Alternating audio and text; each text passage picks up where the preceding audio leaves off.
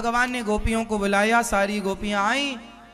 भगवान ने गोपियों को बुलाकर अब कहा कि देवी हो अपने अपने घर को जाओ, पति कैसा भी हो, बंधा हो, लंगड़ा हो, बहरा हो, काना हो। अब यहां भगवान ने नारी धर्म समझाया है, अब मैं आपको थोड़ा नारी धर्म समझा दूं, है ना। ये सारी बात भागवत जी की ही सुना रहा हूं मैं आपको, चूंकि मैं आपको अलग तरीके से समझा रहा हूं ताकि आपके डाउट्स क्लियर होते चले। मैं आपको कथा नहीं, मैं आपको कथा का सार समझा रहा हूं। सारम सारम समुद्रतम सार। भगवान ने अपनी गोपियों से कहा जाओ अपने अपने पतियों के पास।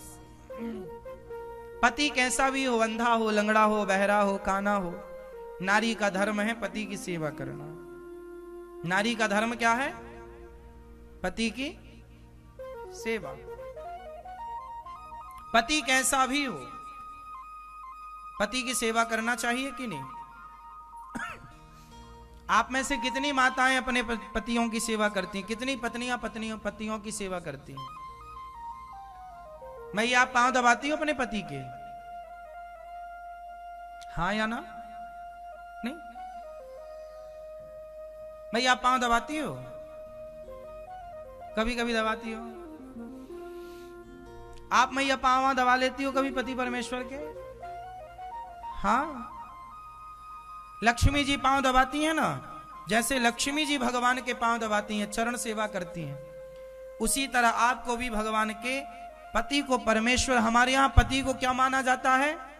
भगवान, और पत्नी को लक्ष्मी।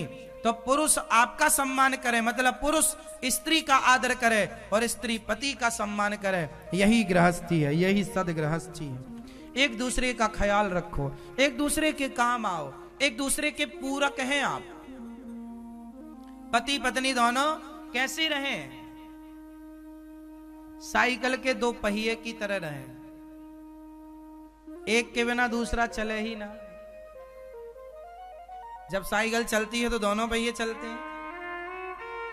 तो कहने का तात्पर्य यह है कि गृहस्थी वही उत्तम है जहां पति और पत्नी समझदारी से रहें। अच्छा, एक छोटा सा सवाल मैं आपसे कर लूं, पति और पत्नी में ज्यादा समझदार किसका होना आवश्यक है? पति ज्यादा समझदार हो या पत्नी ज्यादा समझदार हो? किसकी समझदारी से गृहस्थी बढ़िया चलती है? आप बताएंगे, कोई सब टुप्पे टाप रहो, ये हमारी मैया बताएंगी। आप किसकी समझदारी से घर अच्छा चलता है, रिश्ते अच्छे चलते हैं? दोनों नहीं, दोनों में एक को चुनना पड़े तो दोनों हो बहुत बढ़िया है, लेकिन एक को चुनना पड़े आपको तो आप किससे चुनेंगे? किसका समझदार होना चाहिए ज्यादा रिश्तों में? पति का। आप मैया, लाल मैया,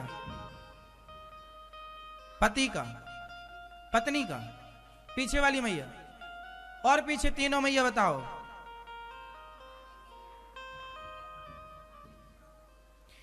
नहीं, हाँ ये तो ठीक, कमाने के लिए तो बेचारा पति है ही, घर संभालने के लिए स्त्री है।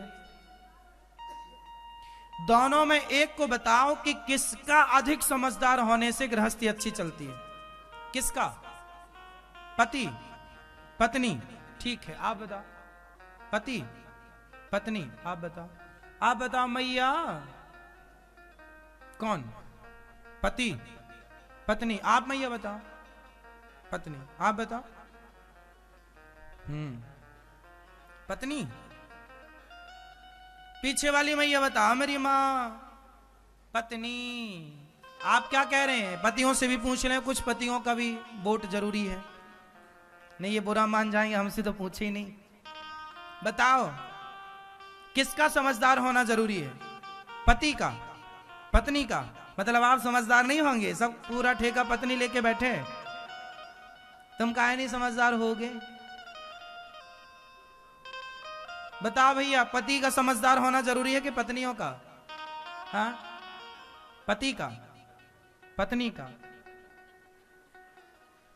सब पत्नी ही करे, समझदार भी वही रहे, बच्चे पैदा भी वही करे, घर भी वही चलाए, सब कुछ। पति केवल, कुछ पति तो बस दारू पीने के काम में लगे हैं।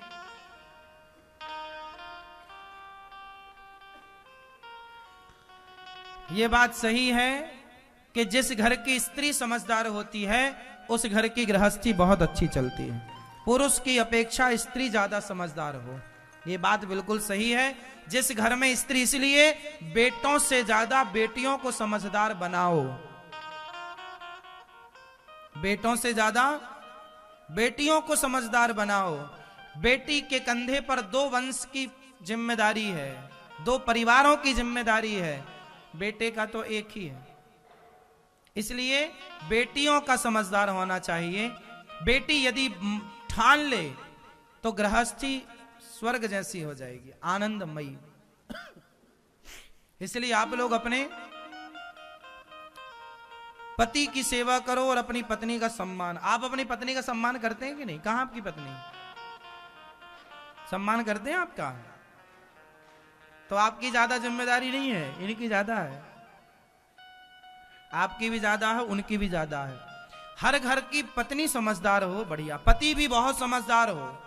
इसका मतलब ये नहीं कि पति समझदार ना हो, बहुत समझदार होना चाहिए। गृहस्थी लंबे टाइम तक चलती है समझदारी से।